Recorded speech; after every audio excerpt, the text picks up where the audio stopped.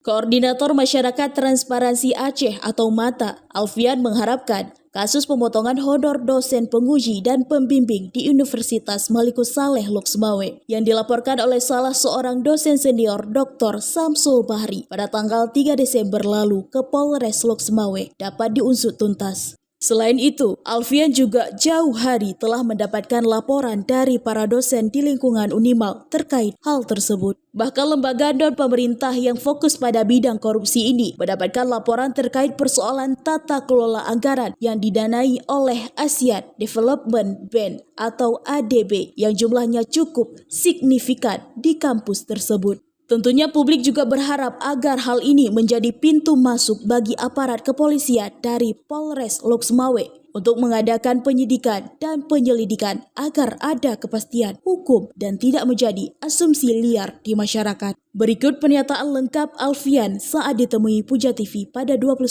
Desember 2024 di kantor MATA, Banda Aceh. Yang pertama soal isu-isu yang memang potensi tindak pidana korupsi, kita jauh hari sebelumnya sudah mendengar ya, terutama dengan kita beberapa kali sempat berdiskusi juga dengan teman-teman dosen di internal Unimal. Dan atas laporan ini kita berharap pihak Polres Kota Loksmawe untuk bisa melakukan proses penyelidikan dan penyidikan.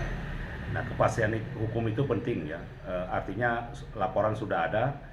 Polisi harus transparan dalam pengungkapan kasus ini.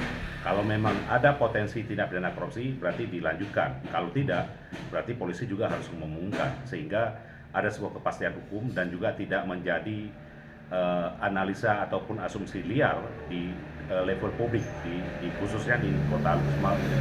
Nah, kemudian sebenarnya ini momentum bagi pihak kepolisian Polres Loksmawe juga untuk mengungkapkan apakah selain ini ada potensi-potensi lainnya, misalnya yang pernah kita dapat laporan walaupun itu memang secara informasi saja tentang tata kelola pengelolaan anggaran yang didanai oleh ADB yang kita tahu memang itu luar biasa besar, 100 miliar lebih.